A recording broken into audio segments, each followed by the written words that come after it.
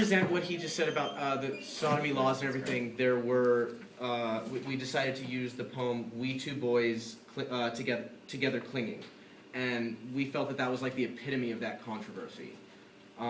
It captures his longing for childishness, exploration, and freedom, specifically with another male, which he explicitly says in the poem. This is the center of his belief behind kinship, homoeroticism, and equality, as well as acceptance. It even discusses the controversy directly by writing that these actions would cause priests to be alarmed.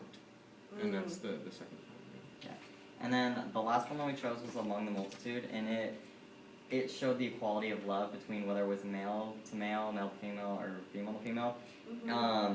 So he uses himself as an example, writing that he's no different, which furthers his credibility of equality and acceptance. In the poem, he sees the individual picking him out regardless of everyone and their opinions to be his lover and perfect equal, but by meaning naturally, not by the meaning being homosexual. This can be perceived as his fight for equality and acceptance for everybody, whether homosexual or heterosexual. However, he did not indicate the individual sex, but included secret and divine signs, allowing it to apply to other people facing similar strife who were not homosexual.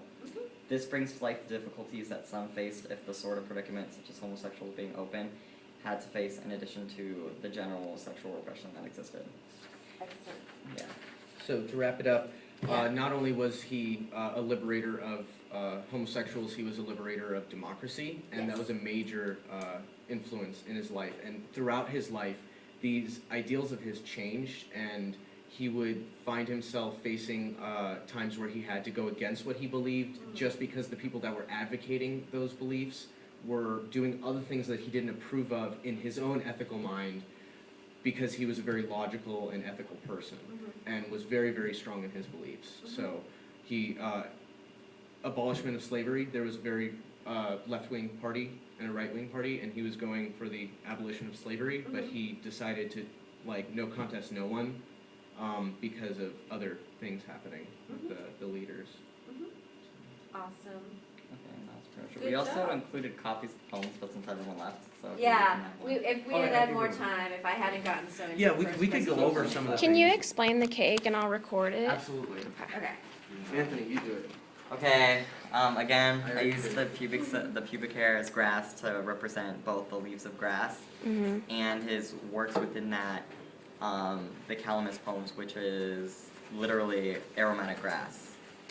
And the male and female symbols over here represent the, either being bisexual or homosexual, because it was never known whether he was or not. So I used the male being the center as Walt Whitman, and either he could have been homosexual or he could have been heterosexual or even bisexual. So, and then go ahead and explain the pictures.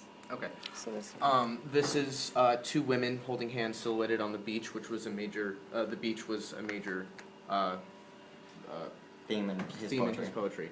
A picture of him himself, a picture of a painting that he was influenced, he influenced the painter to paint this for him. And it was a dear friend of his. And it suggests that the male beauty in